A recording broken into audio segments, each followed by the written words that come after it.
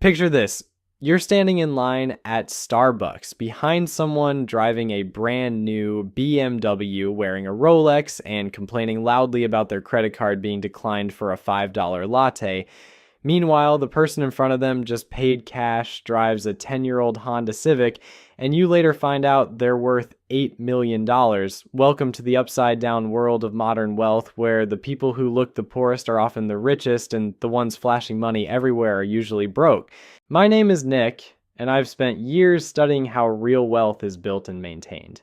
If you're tired of the traditional advice that tells you to work harder and spend smarter, while ignoring the psychological game that separates the truly wealthy from everyone else, make sure to subscribe and hit that like button if this changes how you think about money.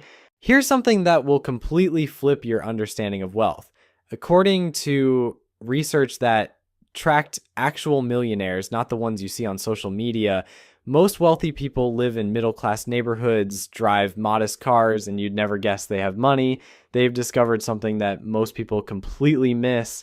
Acting broke isn't just about saving money. It's about rewiring your entire relationship with wealth in ways that compound over decades. Before we dive into why this counterintuitive strategy works so well, let me tell you about the most expensive mistake most people make without even realizing it. They think wealth is about looking wealthy. They believe that once you start making decent money, you should start spending like you make decent money. This is exactly backwards, and it's why most people who earn six figures are still living paycheck to paycheck, while someone making $40,000 a year is quietly building a fortune. The secret lies in understanding what researchers call stealth wealth, and it's based on a simple but powerful principle that most people never learn. The wealthy understand that there's a massive difference between looking rich and being rich. One requires spending money you may not have. The other requires keeping money you definitely do have. And choosing the wrong approach will determine whether you build lasting wealth or just create the illusion of success while remaining financially vulnerable. Let's start with why this works from a purely mathematical standpoint, because the numbers don't lie even when our instincts do. When you act broke while earning a decent income, something magical happens to your savings rate. Instead of lifestyle inflation eating up every raise and bonus, you're redirecting that money toward appreciating assets. The person making $60,000 a year who lives like they make $40,000 has $20,000 annually to invest.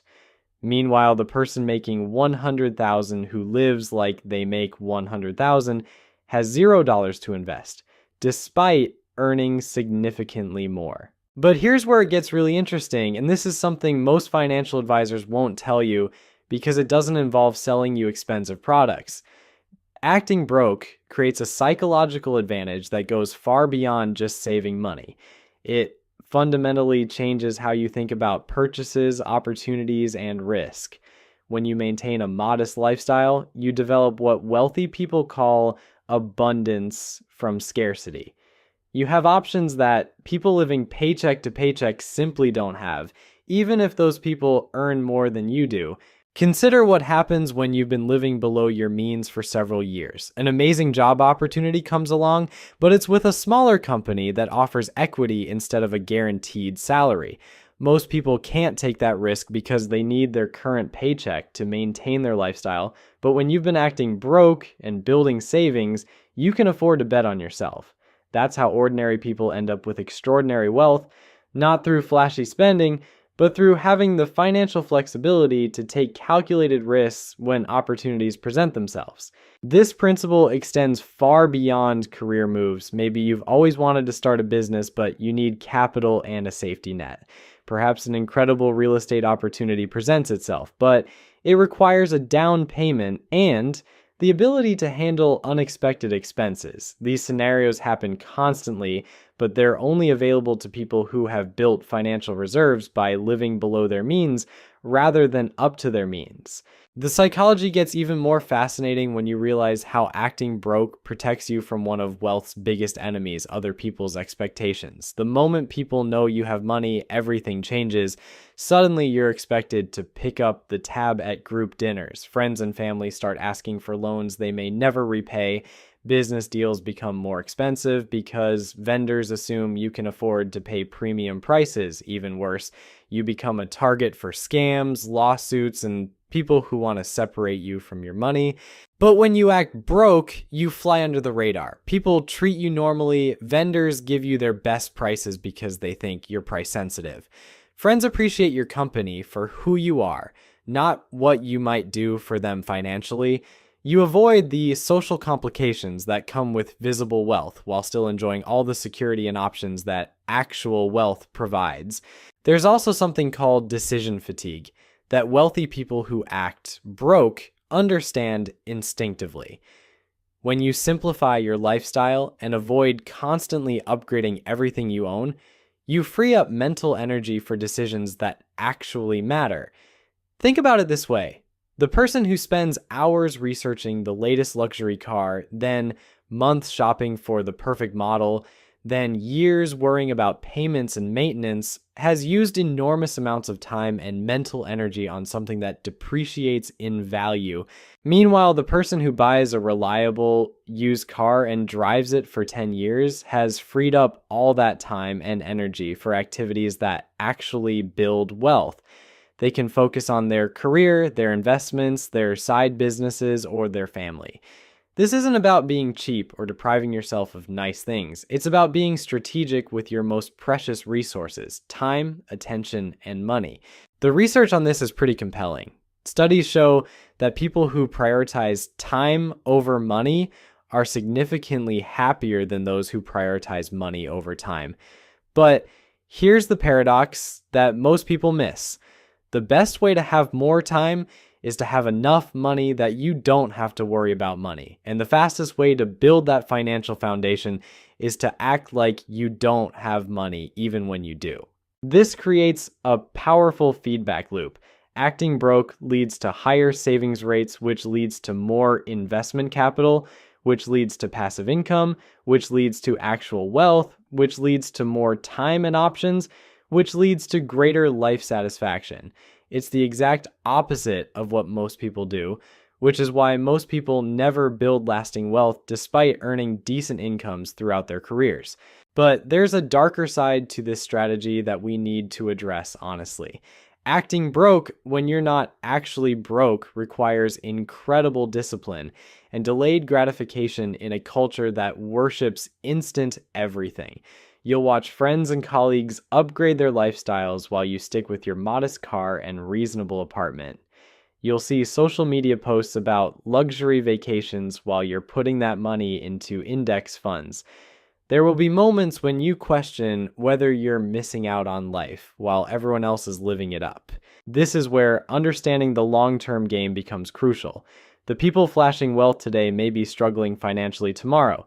Market downturns, job losses, and unexpected expenses can quickly destroy lifestyles built on high spending and low savings. But the person who has been acting broke and building wealth has options. They have the financial resources to weather storms, take advantage of opportunities, and maintain their security regardless of external circumstances. The key is finding the right balance between acting broke and actually living. You don't want to become so focused on saving money that you forget to enjoy life. But you also don't want to fall into the trap of thinking that happiness comes from accumulating stuff. The sweet spot is understanding which expenses enhance your life and which ones just drain your resources while providing temporary satisfaction. This brings us to what I call the stealth wealth sweet spot. And it's where most people completely misunderstand the game. They think acting broke means living like a monk and never spending money on anything enjoyable. That's not stealth wealth, that's just being cheap. And there's a massive difference between the two approaches. The wealthy who act broke understand that strategic spending is still spending, but it's invisible to outsiders and focused on things that actually improve their lives rather than their image. For example, a stealth wealth practitioner might drive a 10-year-old Toyota Camry, but they'll spend money on high quality experiences with their family. They might live in a modest house, but they'll invest in their health, their education, or their personal development. The difference is that these investments don't scream wealth to the outside world, but they compound over time in ways that flashy purchases never do. Meanwhile, the person buying a luxury car to look successful is often sacrificing their family vacation fund, their emergency savings, or their retirement contributions. Here's where it gets really interesting from a behavioral psychology standpoint. When you practice stealth wealth consistently, you develop what researchers call intrinsic motivation, rather than extrinsic motivation. Instead of buying things to impress other people or meet social expectations, you start making decisions based on what actually adds value to your life. This shift is subtle, but incredibly powerful because it breaks the endless cycle of keeping up with others that traps most people in financial mediocrity. Think about the last time you bought something expensive primarily because you wanted other people to see you with it. Maybe it was a watch, a handbag, or upgrading your phone when your current one worked perfectly fine. How long did that feeling of satisfaction last? A few days, a few weeks? Now think about how that money could have grown if you'd invested it instead. That's the hidden cost of status spending that most people never calculate. But let's get practical about how this actually works in real life, because knowing the theory is one thing and implementing it is something else entirely. The first step is understanding what I call financial camouflage. This means making choices that keep your wealth invisible while still allowing you to build it aggressively. It's about flying under the radar in ways that protect you from both external pressure and internal temptation. Financial camouflage starts with your housing situation. While everyone else is stretching to buy the biggest house they can qualify for, stealth wealth practitioners buy significantly less house than they can afford. This isn't about living in a dump or being uncomfortable. It's about understanding that your house payment directly impacts every other financial decision you make. The person paying $3,000 a month for housing has $3,000 less dollars available for investments compared to the person paying $1,500 for housing, even if they earn the same income. The same principle applies to transportation. The average car payment in America is now over $700 per month, and that's before insurance, maintenance, and fuel costs. Over the lifetime of that loan, you're looking at tens of thousands of dollars that could have been invested instead. The stealth wealth approach is buying a reliable used vehicle and driving it until the repair costs exceed the car's value.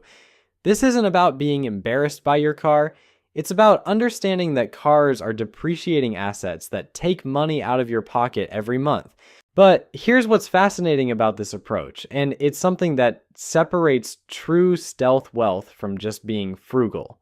When you consistently live below your means and invest the difference, you reach a point where you can afford almost anything you want, but you choose not to buy it because you understand the opportunity cost. This is financial confidence at its highest level. You're not avoiding expensive purchases because you can't afford them. You're avoiding them because you've calculated what else that money could do for you. This creates an interesting paradox that most people never experience. The more wealth you build through acting broke, the less you want to spend money on things that don't genuinely improve your life. It's not about deprivation at all. It's about having so many options that you become incredibly selective about which ones you choose. When you know that $20,000 could generate passive income for decades, spending it on a luxury car that will be worth half that amount in 3 years starts to feel absurd. The social dynamics of this approach are equally fascinating and somewhat counterintuitive. You might expect that acting broke would hurt your social life or professional opportunities, but the opposite is usually true.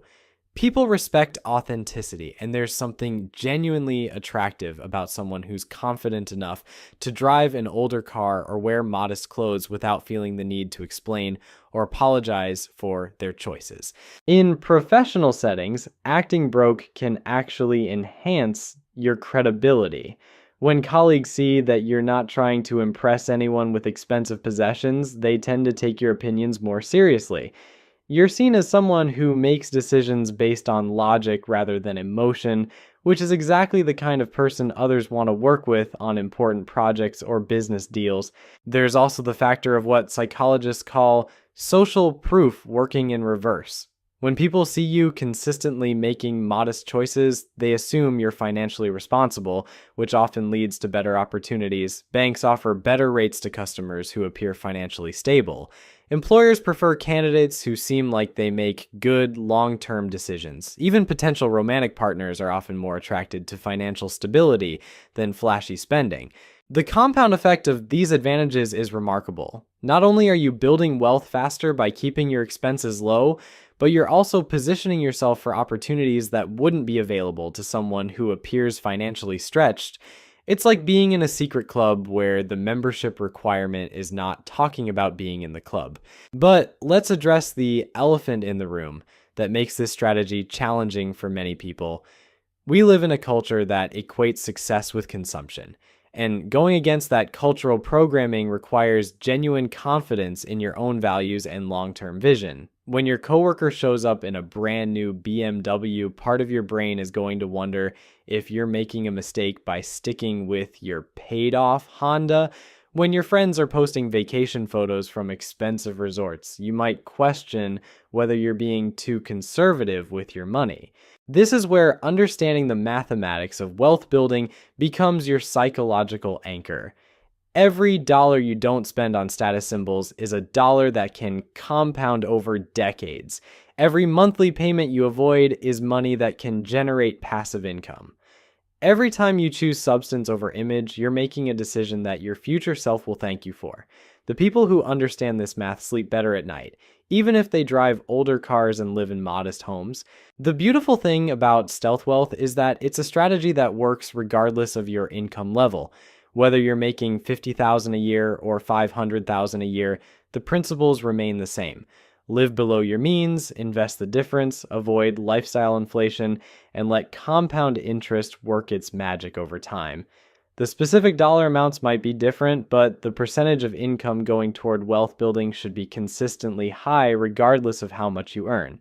This is why some of the wealthiest people you'll never hear about made their fortunes in the most boring industries imaginable. While everyone else was chasing the latest tech startup or cryptocurrency trend, these stealth wealth builders were quietly dominating markets for things like cup holder manufacturing, commercial carpet cleaning, and industrial appliance maintenance. Not exactly the stuff of Hollywood movies, but incredibly profitable because nobody else wanted to compete in those spaces. There's something almost comedic about this when you think about it. The person getting rich from selling specialized screws to manufacturing plants is probably driving a 15-year-old pickup truck, while the person trying to build the next social media empire is leasing a Tesla they can't afford to impress investors who see right through the charade. One of them understands that wealth is built through consistent cash flow from unglamorous businesses. The other thinks wealth is built through looking like you're already wealthy. This brings us to one of the most counterintuitive aspects of stealth wealth that most people never consider. When you act broke consistently over years, you develop an almost supernatural ability to spot real opportunities versus fake ones. It's like your financial radar becomes incredibly sensitive to what actually generates money versus what just looks impressive. The person who's been practicing stealth wealth for a decade can walk into any situation and immediately identify where the real value lies. They're not distracted by flashy presentations or smooth talking salespeople because they've trained themselves to focus on fundamentals. Meanwhile, the person who's been chasing status symbols has developed the opposite skill set. They've become expert at recognizing what looks good rather than what works well. This skill transfers to every area of life in ways that compound over time. In real estate, the stealth wealth practitioner buys the modest house in the great neighborhood, while everyone else stretches for the mansion in the mediocre area. In investing, they put money into boring index funds while others chase hot stock tips. In career decisions, they choose the company with solid fundamentals over the startup with the coolest office space. What's fascinating is how this approach creates its own momentum. The more you practice acting broke while building wealth, the better you become at making decisions that prioritize substance over style. And the better you become at those decisions, the faster your wealth grows, which gives you even more options to continue making smart choices rather than impressive ones. But here's where the psychology gets really interesting, and it's something that separates temporary wealth from generational wealth. Most people who suddenly come into money, whether through inheritance, lottery winnings, or a successful business exit, lose it within a few years. They never developed the mental habits that preserve and grow wealth because they skipped the process of learning to act broke first. So there you have it. The secret to building real wealth isn't learning how to spend money like you're rich. It's learning how to not spend money while you actually become rich. Your future millionaire self is probably driving a Honda Civic right now, and that's exactly where they should be.